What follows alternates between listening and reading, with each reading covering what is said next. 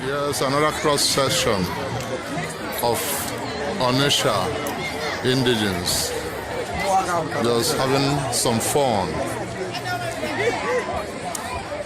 Onye je Igwe pụta ka m bụ mama eche nwere ya eche nne ya.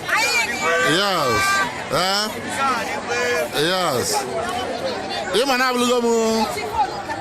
Hey, let the music play. Yeah.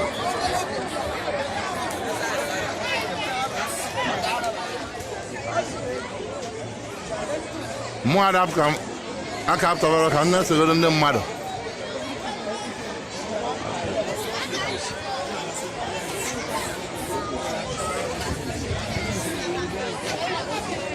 Ebe ọ na-apụta m.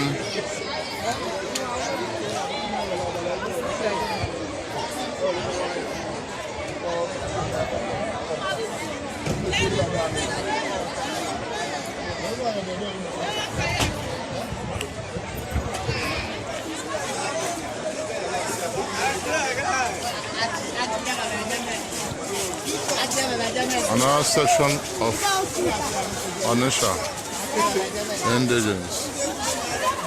Yeah, celebrating the Iwaji festival of Obamkpa.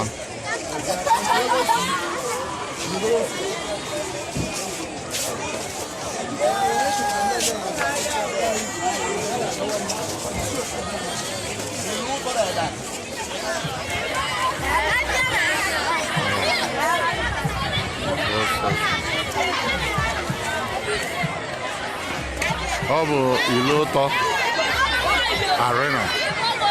But you can see people hanging at every nook and cranny, all waiting to see the Uwechia masquerade in celebration of the Iwaji of Obamkpa, more especially the Omo Square, Iloto.